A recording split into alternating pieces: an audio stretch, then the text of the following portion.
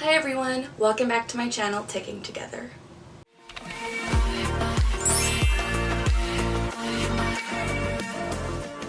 As always, the goal of this channel is to provide education about and to raise awareness as to what it's like living with Tourette Syndrome. For those of you new to my channel, my name is Carly, I'm 22 years old, and I was diagnosed with Tourette Syndrome when I was 12 years old. In today's video, I'm going to be talking to you all about my weirdest tics. I think how I'm going to do it is make a top 10 list of my weirdest tics and explain them a little bit, as well as how they feel to do them and all that jazz. These are in no particular order, but let's just get right into them. Number 1 is yelling hi.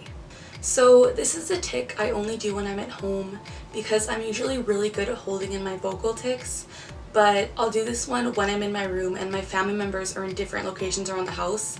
I'll just yell the word hi really loud. It's super annoying, and sometimes I'll do it over and over again until I get the feeling just right of saying hi. I would say this is a weird tic because it's not something normal people do. I know people do say hi and hello and all that, but not usually 20 times at the top of their lungs. Hooray! Number 2 are my hand and finger tics. These ones are super annoying too, and it doesn't help that I'm also double jointed, so sometimes my fingers will be left swollen and it's just not good. Sometimes when I'm typing or writing, I'll have to stop abruptly and just move my hands all over, and this can be super annoying in school because when I'm writing notes, I'll have to stop and I'll miss important notes from the instructor, which sucks. They're also super painful, like I'll just be doing this all day and it's like... Number 3 is a complex tic, which I've made reference to in another video, but I'm just going to reiterate it in this one. And it's a tic that's only triggered when I'm outside. What I'll do is I'll be walking straight on the sidewalk, and then out of nowhere I'll jerk my neck to the left side while rolling my eyes back in my head and putting my tongue to the roof of my mouth, and it's really strange. When I do this when I'm walking, I'll end up veering off into the middle of the road because it makes me lose my sense of balance and sense of direction, and it just really makes me feel weird. It's like I'll be fine on the sidewalk and then a few seconds later I'm in the middle of the road without even knowing how I got there. I don't stop walking when I'm doing this tic either, so it is kind of dangerous. Number 4 is a throat tic, which is actually kind of painful. I'll kind of make like a weird clicking sound with my throat as I swallow super hard, and it leaves my throat really dry.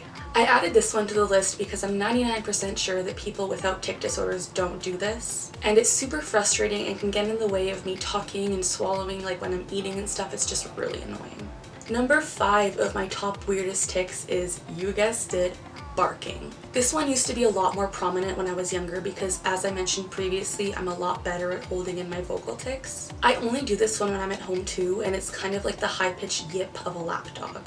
I think it's pretty obvious why I added this one to the list, but it's pretty strange and I'm always self-conscious about it. Whenever I'm out and about and I hear people mention their dog barking or whatever, I'll get the urge to do it, and it's super annoying. 0 out of 10, not fun. Number 6 is my knocking tic.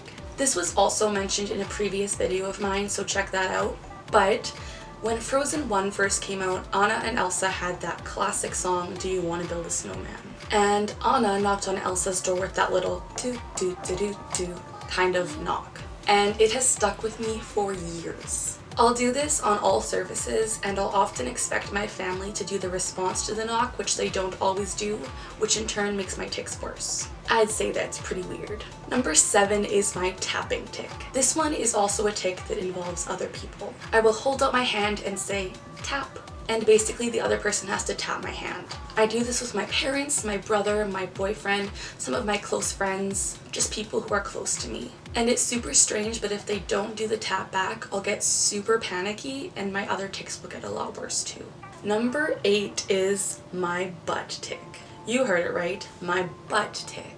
I don't know how to describe it other than I tense my butt together and it really hurts and it's super weird. I can do it when I'm sitting down, laying down, walking, honestly wherever. I'll just like tense it together and it's really strange.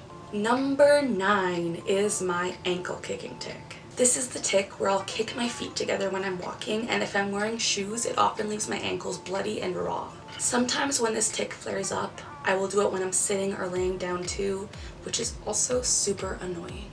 I'll just be kicking my feet together and it's super painful. And that's why I'm adding it to my top 10. And finally, coming in at number 10 on this list is my back tic.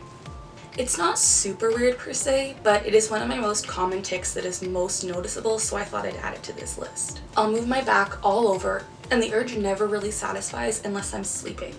A way I've found to lessen these back tics is to have someone literally scratch my back so hard until it's almost bleeding, and even then it only stops the tics for a few minutes.